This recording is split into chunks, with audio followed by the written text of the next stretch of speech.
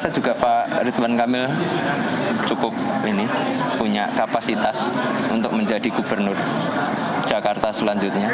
Mas Kaisang sendiri gimana kalau ada apa enggak? Ya yang pasti kalau untuk Jawa Tengah kami dari PSI akan memberikan rekomendasi kami kepada Bapak Ahmad Lutfi. Ya kalau untuk di Jakarta kita tunggu, kan selama ini ada Pak Anies ya, terus ada juga ini yang terbaru Pak Ridwan Kamil. Kalau saya pribadi diminta untuk bisa nanti oleh masyarakat untuk maju ke pilkada melawan Pak Anies saya berani, melawan Pak Ridwan Kamil pun saya berani. Ya, gitu ya. Terima kasih. Ya, kita lanjutkan perbincangan pemirsa. Saya ke Pak Ahmad Doli Kurnia lagi. Pak Doli, jadi kira-kira siapa yang nanti kemudian akan dipasangkan dengan Ridwan Kamil untuk Jakarta? Karena kalau kemudian Kim itu benar-benar Kim plus, siapa kira-kira calon yang kemudian bisa menyatukan dan bisa diterima oleh semua partai? Ya, ada mekanisme yang hampir baku sebenarnya dalam menetapkan pasangan calon di pilkada ya. Jadi penetapan pasangan wakil kepala daerah itu sebenarnya itu tahap yang terakhir ya sebelum pendaftaran. Jadi harus dimulai dulu apakah kita sudah punya fix calon kepala daerahnya siapa, resmi. Ya, dan kemudian baru kita masuk kepada siapa saja partai-partai politik yang tergabung untuk mengusung pasangan ini. Nah, nanti di situ ada pembicaraan antara calon kepala daerah dengan partai-partai politik pengusung ini. Nanti akan ada diskusi. Nanti kan akan ada pertimbangan apakah misalnya calon wakil kepala daerah itu mempunyai chemistry yang cukup baik dengan si calon kepala daerah. Yang kedua, apakah calon wakil itu disepakati oleh semua partai politik pengusung. Nah, jadi menurut saya itu nanti tahap berikutnya setelah kita mengumumkan resmi saudara Ridwan Kamil dan kita tahu siapa yang akan menjadi partai-partai politik mana yang akan menjadi pengusung tergabung. Kalau tadi disebut ada Kim Plus, nah baru kita ketahui nanti akan membicarakan tahap berikutnya. Oke, Pak Doli, sampai sejauh ini seperti apa pembicaraan untuk menjadikan Kim menjadi Kim Plus dan kira-kira siapa yang sudah didekati untuk menjadi Plus ini? Jadi Golkar ini kan sebetulnya paham posisi ya bahwa kami di Jakarta baru periode ini lagi diberi kepercayaan yang lebih baik dibandingkan periode sebelumnya ya. Bahwa kita cuma punya 10 kursi, alhamdulillah kami juga sekarang dapat kursi pimpinan DPRD gitu. Nah, jadi kami yakin kami punya figur yang cukup baik yang namanya Ridwan Kamil, punya pengalaman sebagai kepala daerah di Jawa Barat cukup sukses. Kita yakin bahwa Ridwan Kamil kalau diberi amanah oleh rakyat Jakarta akan membawa Jakarta lebih baik lagi dengan pengalaman-pengalaman sebelumnya sebagai kepala daerah gitu. Nah, tapi juga di satu sisi kami nggak bisa punya kekuatan sendiri untuk mengusung Ridwan Kamil. Kami memerlukan dukungan partai politik yang lain. Nah, makanya kami sekarang sedang menawarkan ya. Alhamdulillah teman-teman Koalisi Indonesia Maju langsung menyambutnya dengan baik dan memberikan dukungan. Nah, kami juga menyampaikan kepada partai-partai politik yang lain. Siapa misalnya Pak Doli? Dianggap siapa saja. Partai politik di Indonesia ini jumlahnya banyak yang ikut peserta pemilu. Di Jakarta juga seperti itu. Dan perlu diingat bahwa Jakarta ini sebetulnya dalam pilkada nggak ada bedanya sama dengan daerah-daerah yang lain. Ya. Pola atau cara pendekatan yang kita lakukan juga sama. Jadi kalau kita punya calon, ya kita akan mengkomunikasikannya ke semua partai politik. Apakah itu di Jakarta, di Jawa Barat, atau kemudian di daerah yang lain. Polanya sama. Jadi kami dan selama ini Golkar mempunyai hubungan komunikasi yang cukup baik dengan semua partai politik. Kami baik dengan teman-teman di Kim tentunya. Kami juga baik komunikasi dengan teman-teman di PDIP, dengan di Nasdem, dengan di PKB, dengan di PKS. Dengan siapa lagi partai politik sebut saja, kami semuanya mempunyai komunikasi yang cukup baik selama ini. Oke, kalau dari antara Nasdem PKB dan PKS, kira-kira sudah ada komunikasi yang lebih jelas mengenai posisi mereka di Pilkada Jakarta, Pak Doli? Sudah ada. Sama juga dengan partai politik yang lain. Jadi teman-teman Nasdem kita sudah mengkomunikasikannya dengan PKB, dengan PKS, dan dengan partai-partai politik yang lain. Oke, baik. Saya akan coba sapa juga yang saat ini sudah bergabung. Ada pengamat politik Henry Satrio. Selamat malam, Mas Henry. Selamat malam, Mbak. Apa kabar? Iya, kabar baik. Semoga semua dalam keadaan baik juga ya. Om Henry udah masuk, saya izin pamit ya. Oh, Pak Doli ingin boleh closing statement sedikit, Pak Doli. Kira-kira akan seberapa cepat kita mengetahui kepastian Kim Plus ini? Insya Allah dalam 1-2 hari ke depan mudah-mudahan sudah ada kepastian ya. Kim Plus itu siapa saja dan nanti akan lanjut membicarakan siapa calon wakil gubernurnya. Oke, 1-2 hari ke depan kita tunggu. Terima kasih Pak Ahmad Doli Kurnia untuk waktunya bersama kami di NTV Prime. Sama-sama. Yuk, makasih. Yuk, Hen, Jang. Oke, Bang. Duluan ya. Bang. Yuk, Siap, Bang. Assalamualaikum. Waalaikumsalam warahmatullahi wabarakatuh. Oke, saya ke Pak Henry sekarang.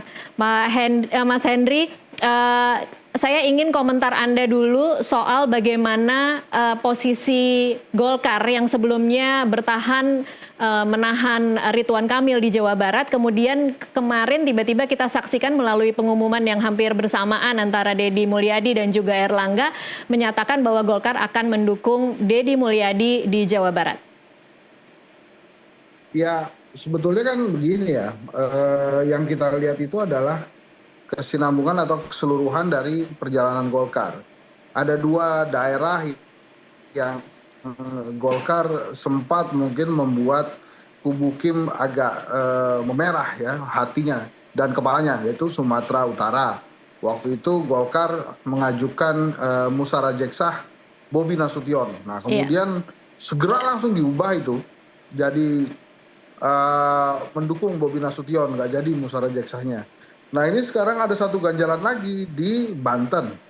Pada saat Airin nampaknya akan berpisah jalan dengan Kim secara keseluruhan ya, karena Gerindra mendukung Andra Soni berpasangan dengan calonnya PKS Dimyati gitu. Nah ini menurut saya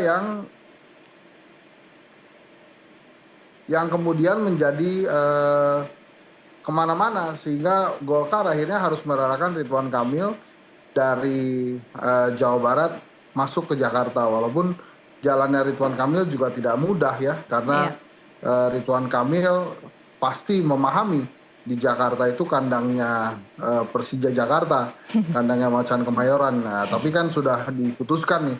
Jadi kalau kemudian judulnya adalah Mas Henry, kalau Anda membacanya apa yang membuat akhirnya Golkar seolah-olah dalam tanda kutip mengalah terhadap Gerindra? Ya supaya daerah lain juga aman gitu, nggak diganggu dan Golkar bisa maju. Salah satu yang tadi saya katakan adalah Banten. Jadi Kim bisa mengizinkan Airin misalnya maju di Banten gitu sebagai pemilik suara terbanyak di Pileg gitu ya. Masa iya Airin kemudian gagal mendapatkan tiket karena Golkar gagal berkompromi dengan Kim ya. Maka ini menjadi catatan tersendiri. Ya tadi kalau judulnya RK di atas angin Anies gimana, memang sampai hari ini Anies terancam nggak bisa ikut pilkada gitu ya, kecuali dia bisa meyakinkan PKS dan PDI Perjuangan atau PDI Perjuangan dengan partai lain. Oke, mari kita fokus sedikit Mas Henry bicara soal peluang Anies hari ini. Dengan posisi Ridwan Kamil akan masuk dan kemudian Kim menyatakan Kim akan jadi Kim Plus. Akan seperti apa nasib Anies dan harus seperti apa dia kemudian meneguhkan dukungan dari PKS yang hari ini masih memberi ultimatum minta tambahan 4 kursi dari parpol lain? Ya makanya Anies saat ini tidak bisa apa-apa gitu selain mengharapkan PDI Perjuangan mau mendukung dirinya atau ada partai politik selain PKS yang akan mendorong dirinya gitu. Sampai hari ini kan Nasdem dan PKB walaupun belum menyatakan secara terang-terangan menolak Anies, tapi belum juga secara terang-terangan menerima Anies. Iya. Gitu. Jadi ya kalau kita secara kasat mata per hari ini yang namanya Anies Baswedan ya dianggap belum bisa ikut pilkada gitu kira-kira. Jadi apakah kemudian nanti ada fenomena kotak kosong di Jakarta? Nah itu akan seru juga karena kalau ada kotak kosong di Jakarta maka suara The Jackmania, kemudian pendukung Anies Baswedan plus lagi pendukungnya PDI Perjuangan bisa saja memperjuangkan kota kosong. Nah, apakah kemudian akan ada lawan boneka yang muncul tiba-tiba? Ya nanti kita lihat juga di ujung-ujung gimana gitu. Karena RK di atas angin untuk mendapatkan rekomendasi ya. Tapi apakah kemudian sudah hampir dipastikan menang? Belum tentu. Kecuali santer kali ini RK akan berpasangan dengan jago PKS. Bisa Soebul Iman atau Ahmad Sayhu. Nah ini beda lagi konstelasinya, benar-benar bisa di atas angin ini RK. Oke, baik. Saya coba ke Kang Ujang juga untuk mengajak berdiskusi soal peluang Anies. Kang Ujang masih bersama kami? Ya, siap. Iya, Kang Ujang ini kan kalau kita dengar bahasanya Nasdem kemarin, kalau kita lihat Bendahara Umum Nasdem kata-katanya adalah belum tentu yang ditetapin oke akan daftar karena politik itu dinamis. Lo boleh megang rekomendasi, tahu-tahu rekomendasi dibatalin, who knows. Nah ini kemudian kita lihat juga PKB yang sudah tidak terlalu vokal mengatakan dukungan kepada Anies dan posisi PKS yang sudah memberi ultimatum ke Anies untuk melengkapi 4 kursi. Deadline-nya sebenarnya 4 Agustus, jadi sudah lewat 2 hari yang lalu. Kita juga lihat bagaimana Presiden PKS Ahmad Saiku sempat mengatakan ke Pak Dasko dan Gerindra, ajak-ajaklah PKS, jangan cuma sekedar ngajak Nasdem dan PKB, PKS ditinggal sendirian. Ini seolah-olah memang secara kasat mata akan menjadi Kim Plus yang sangat besar sekali, kemudian Anies akan sendirian begitu ya Kang Ujang? Ya ini kan kalau saya istilahkan koalisi super gitu ya, koalisi gabungan Kim Plus yang tentu ini menghadirkan banyak kekuatan politik ya partai-partai tersebut. Nah, saya melihat begini Mbak, bukan hanya di Jakarta ya, bagaimana di Sumut. Di Sumut diborong semua juga, koalisi super juga. Bobi mendapatkan dukungan hampir semua partai kecuali PDIP. Memang PDIP punya golden ticket sendiri. Nah, kalau di DKJ ini kalau diborong Kim Plus begitu, maka ketika PDIP sendirian dan tidak punya golden ticket, maka ya Anies akan lewat ketika misalkan PKB, Nasdem dengan PKS-nya gabung dengan Kim Plus itu. Lalu kita lihat juga misalkan di Jawa Timur juga serupa juga. Nasdem dengan PKS ke Khofifah begitu, walaupun PKB katanya punya sikap sendiri. Nah lalu kita lihat di Banten juga sama. Ya hampir semuanya ada di koalisi Indonesia Maju lah, hanya menyisakan katakanlah Golkar yang mencalonkan Ahirin. Jadi dari pola-pola ini saja sudah kelihatan bagaimana posisi PKS itu ya banyak juga berkoalisi dengan koalisi Indonesia Maju. Jadi nanti jangan aneh, jangan heran kalau PKS bisa saja tidak mendukung Anies dan Anies akan ditinggal begitu. Ini sebuah kenyataan juga yang kelihatannya dibaca Anies bahwa hari ini kelihatannya posisinya sedang tidak menguntungkan begitu. Oke, seberapa besar peluang kalau tadi Mas Henry Satrio mengatakan mungkin PKS akan bersama PDI Perjuangan, seberapa mungkin PDI Perjuangan kemudian akan mendukung Anies? Kang Ujang melihatnya seperti apa? Ya kan begini, apa yang akan didapatkan oleh PDIP? Lalu kalau PDIP juga harus ada koalisinya. Kalau PDIP dengan PKS mungkin, tapi apa yang ditawarkan? Kalau misalkan Soebul Iman calon wakil gubernurnya dari PKS lagi gitu ya, ya PDIP tidak akan mau. Kalau Anies misalkan dengan kader PDIP mungkin, tapi siapa kader PDIP-nya juga harus dikalkulasi. Jadi kalau PKS-nya bisa gabung dengan PDIP ya Anies bisa berlayar, cuma persoalannya siapa calon wakil gubernurnya. Tetapi ketika misalkan PKS-nya putar haluan gitu, balik kanan ya, balik badan lalu masuk ke Kim seperti di daerah-daerah lain, ya ini akan menjadi presiden buruk bagi Anies karena pasti Anies akan ditinggalkan. Oleh karena itu saya melihat ya sejatinya ini fenomena politik yang kelihatannya borong partai ini sudah begitu menggejala di Pilkada serentak 2024 ini. Tentu sebenarnya ini bukanlah sesuatu yang positif ya, karena ketika memborong partai, ketika misalkan melawan kota kosong, maka sejatinya tidak menghadirkan substansi demokrasi yang berkualitas. Karena bagaimana misalkan kalau Anies tidak berlayar, Kim Plus atau Ridwan Kamil nanti melawan kota kosong, yang namanya kota kosong tidak bisa berkampanye, tidak bisa bersosialisasi, tidak bisa melakukan pembelaan, tidak punya visi misi, tidak punya program, tidak punya ide, tidak punya gagasan. Ini kan menjadi persoalan. Oleh karena itu sejatinya demokrasi itu mengharuskan kompetisi yang sehat. Nah, kompetisi sehat itu ya tadi ada figur-figur yang memang beradu ide, gagasan, visi misi dan program. Ini yang sebenarnya harus dibangun. Tetapi kelihatannya tadi karena Anies punya potensi kuat untuk bisa menang, lalu elektabilitasnya tinggi, dan kelihatannya partai-partai Kim itu tidak ingin Anies menang, ya maka salah satu cara untuk mengeliminasi ya sejak awal, atau katakanlah menjegal Anies sejak awal, ya memborong partai dengan tadi istilah Kim Plus itu. Sehingga kalau Kim Plus ini terrealisasi, ya Anies tidak akan bisa berlayar karena hanya menyisakan PDIP seperti itu. Oke, Mas Henry, bagaimana kira-kira cara untuk membendung gelombang Kim Plus ini direplikasi di semua daerah, dan kemudian kita akan nanti menyaksikan akan ada banyak daerah yang melawan kota kosong? Ya, memang ini adalah era demokrasi siasat ya, yang bisa kemudian mengarah sebagai demokrasi yang sesat dan ujungnya jadi demokrasi yang jahat gitu. Maka satu-satunya cara adalah bagaimana pemilik demokrasi dan pemilik negara itu melaksanakan protes keras. Ya rakyatlah yang akan melakukan protes keras itu.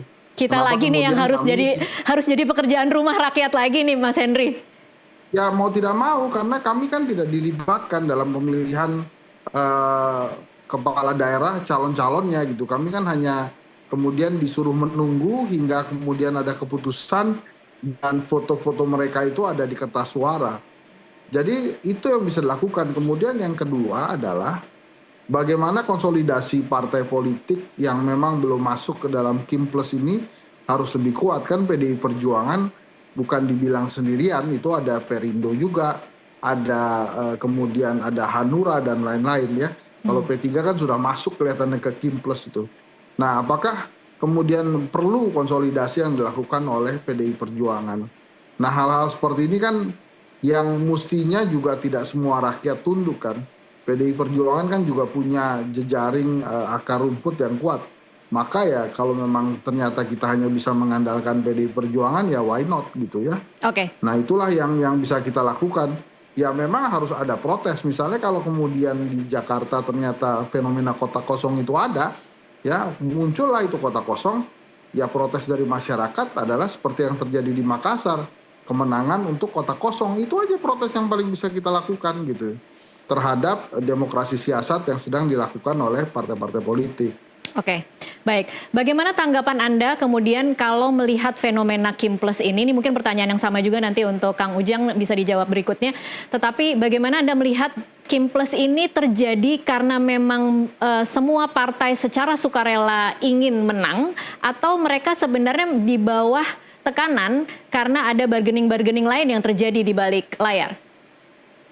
Ya mereka pastinya tersandera ya. Karena ini kan aneh nih, partai politik ketumnya yang tidak bisa ditundukkan itu kan hanya tinggal Bu Mega saat ini. Tadinya kita berharap kepada PKS, tapi ternyata PKS kan juga sudah tunduk juga dengan simbol memberikan rekomendasi untuk Mas Bobi misalnya. Kemudian sudah bersama Gerindra di beberapa tempat. Di Banten PKS bersama Gerindra, kemudian di Sumatera Barat juga PKS bersama Gerindra. Jadi ya fenomena ini yang memang terjadi, fenomena di mana para ketua umum partai politik tersandra dan partai politiknya tidak bisa memperjuangkan aspirasi rakyat. Tersandranya dengan senjata apa, Mas Henry? Partai politik gitu. Ya itu Mas Ujang lebih paham, kalau saya nggak paham tersandranya pakai apa tuh ya. Kang Ujang mungkin bisa menambahkan, ini tersandera karena apa? Benar-benar tersandera atau memang jangan-jangan memang lebih pilih mudahnya menang saja? Ya dalam konteks politik kan partai politik pragmatis saja. Dalam konteks itu kan ketika pragmatis ya gini kan, partai politik didirikan untuk memenangkan pemilu. Nah ketika sudah menang pemilu kan ingin apa? Ingin berkuasa. Nah dalam konteks itu kan dibergandingkan soal kekuasaan itu. Ya banyak cara ya untuk bisa tadi barter, berganding politik ya, itu ya tadi Bang Henry nggak mau mengatakan saja. Saya sih melihatnya ya ada deal-deal, kesepakatan-kesepakatan yang menguntungkan antara sesama partai koalisi, ya tadi untuk sama-sama berkuasa, sama-sama menikmati kue kekuasaan, sehingga mereka merasa nyaman begitu. Walaupun tadi meninggalkan nilai-nilai ya integritas, meninggalkan nilai-nilai demokrasi dan lain sebagainya. Oke, baik. Kita masih akan lanjutkan lagi di segmen selanjutnya. Tetaplah bersama NTV Prime, pemirsa, kami akan kembali usai jeda.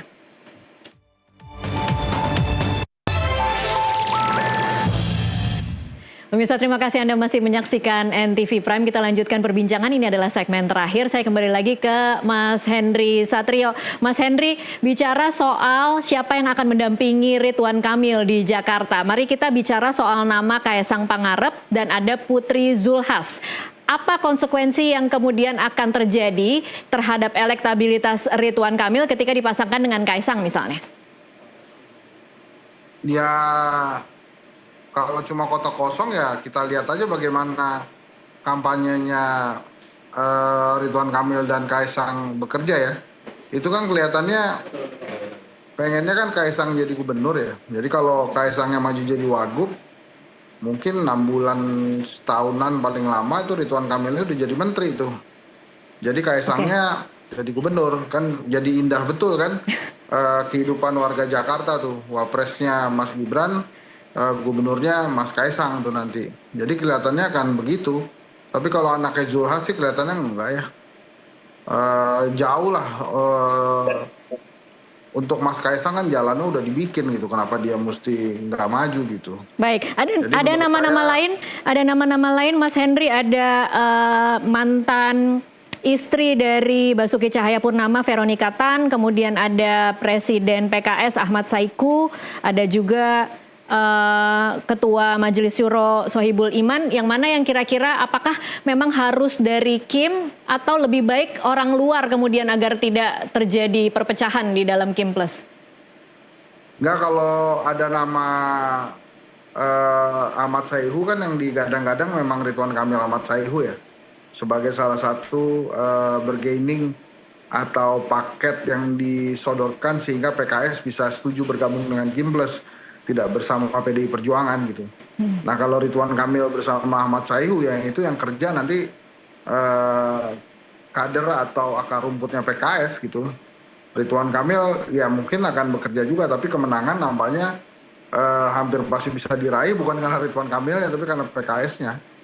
Gitu. Oke, kalau Kang Ujang, kalau Pak Ridwan Kamil kan memang sudah lama mencita-citakan jadi wapres ya. Iya. Jadi kalau masuk Jakarta ya itu menjadi salah satu jalan.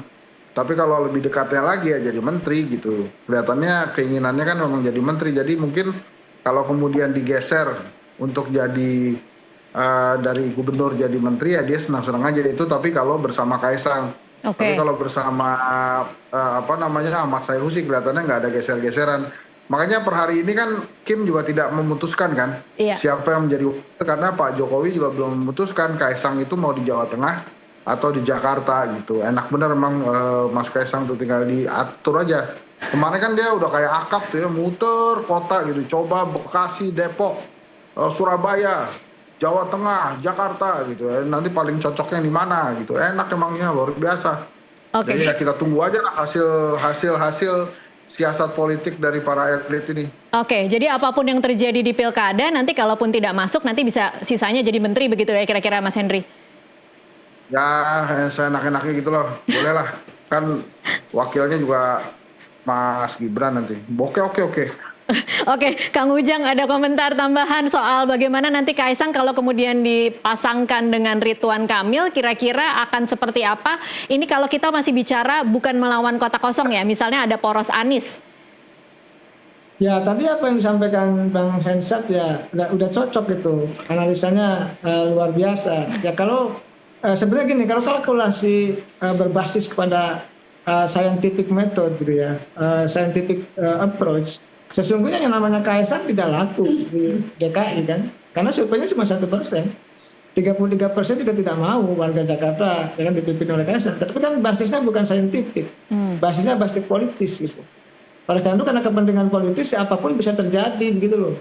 Jadi yang seperti Anies yang tinggi elektabilitasnya belum tentu menjadi calon. Tetapi mereka-mereka yang tidak punya elektabilitas tapi bisa jadi calon dan begitu. Ini dua Karena pengamat pendekatannya- politik sudah sangat pragmatis ya. karena pendekatannya pendekatan politis bukan pendekatan saintifik. Oleh karena itu ya sejatinya partai politik ya kebanyakan ya umumnya ya pragmatis saja karena ingin menang, membangun strategi yang tadi memborong partai sehingga lawan politik tidak kebagian partai. Nah tadi kalaupun katakan head to head misalkan Anies bisa melaju lalu digabungkan dengan Kaisang, saya sih masih meyakini kalau koalisinya koalisi gemuk, dukungan pemerintah kuat gitu, instrumen negara juga turun, ya Ridwan Kamil tetap saja punya potensi untuk selalu mengalahkan dengan Mas Anies begitu. Oke, baik. Ini pertanyaan terakhir untuk Kang Ujang dan juga Mas Henry. Kita bicara Pilkada 2024 bukan sekedar pemilihan kepala daerah, tapi ini adalah meletakkan tiang-tiang pasak pancang-pancang untuk 2029. Kalau dari mata publik harus seperti apa mereka nanti kemudian memilih para calon-calon yang akan disuguhkan oleh partai politik? Mas Henry dulu. Mas Henry. Oke, Kang Ujang dulu berarti. Jangan memilih pemimpin yang memberi hadiah itu penting ya. Kemudian yang kedua, menurut saya pilihlah orang yang maju karena memang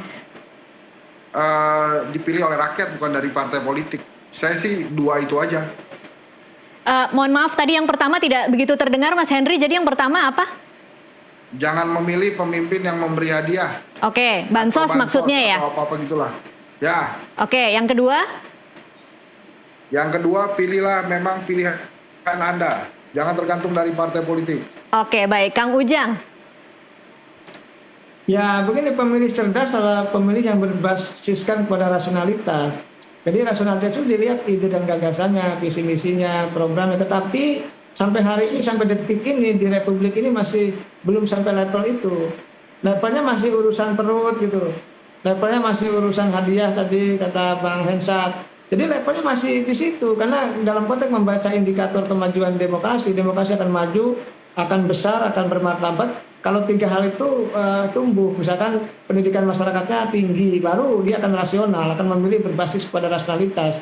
Kalau sekarang kan tidak, pendidikan masyarakatnya rendah ya, milih berdasarkan kepada gimmick-gimmick dan lain sebagainya. Yang kedua, kalau masyarakat masih miskin, ya masih terima bansos, sulit untuk bisa demokrasi itu sehat. Karena tadi perut yang kosong itu ya akan memilih kepada mereka yang memberikan hadiah. Yang ketiga pendekatan hukum. Selama pendekatan hukumnya compang-camping, ya demokrasi tidak akan tumbuh, tidak akan bermartabat. Jadi di kita ini tiga indikator itu belum berjalan dengan baik. Maka demokrasinya ya sekedar prosedural saja, belum substantif. Jadi ya secara prosedur jalan, tapi kecurangan banyak. Kan itu yang terjadi. Oleh karena itu kita evaluasi banyak, kita evaluasi besar. Rakyat Indonesia tentu harus mawas diri dalam konteks mencari pemimpinnya. Karena salah mencoblos, salah memilih ya mohon maaf, ya kemiskinan akan banyak, kebodohan juga akan tinggi, dan tidak akan pernah merubah nasib begitu, baik dalam konteks di daerah maupun di tingkat nasional seperti itu. Oke, jadi kisi-kisinya apa Kang Ujang kalau mau memilih ini, kalau pemilih cerdas ya, kadang-kadang kan memang pemilih cerdas tapi sajian calon-calon yang disajikan oleh partai politik kadang-kadang membingungkan antara calon kepala daerahnya, kemudian calon wakil kepala daerahnya. Harus seperti apa mereka melihat calon-calon yang disajikan? Ya sebenarnya normatif ya dalam konteks mencari pemimpin, ya cari yang dia berintegritas. Kita ini banyak korupsinya, gitu. Cari yang punya kapasitas, cari yang punya kapabilitas, cari yang punya moralitas, lalu punya pengalaman, lalu juga punya leadership. Tapi kan itu kan ideal. Iya. Sesuatu yang ideal ini agak sulit ditemukan karena tadi partai politik menghadirkan orang-orang yang tidak ideal.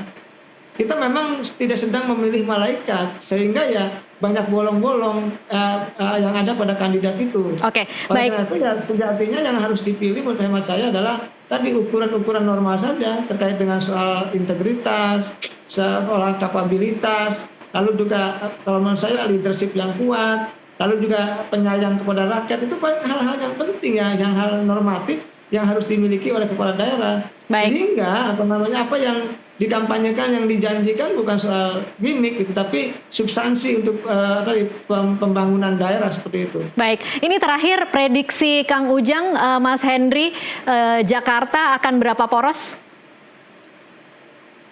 Paling banyak 2. 2 dengan kotak kosong atau 2 dengan calon beneran nih, Mas Henry? Ya paling banyak 2, bisa dengan kotak kosong atau calon beneran. Ya Henry Satrio, Ujang Komarudin majulah.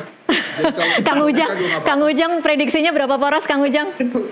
Ya, saya rasa sudah kelihatan ya. Ketika Kim Plus itu terrealisasi akan lawan kotak kosong. Tapi kalau Anies bisa berlayar, cuma 2 pasangan head to head. 2 poros, oke. Kenyataannya seperti itu. Baik. Itu yang terjadi. Baik, kita akan lihat nanti, saksikan bagaimana prediksi Henry Satrio dan Ujang Komarudin di 27 Agustus akan berapa poros di Jakarta. Tapi terima kasih untuk waktunya bersama kami di NTV Prime. Sama-sama Mbak, Bang Henry. Thank you. Assalamualaikum. Waalaikumsalam warahmatullahi wabarakatuh. Baik pemirsa, demikianlah NTV Prime untuk saat ini. Saya Tasya Luzmila mewakili seluruh kerabat kerja yang bertugas mengucapkan terima kasih atas perhatian Anda. Sampai jumpa.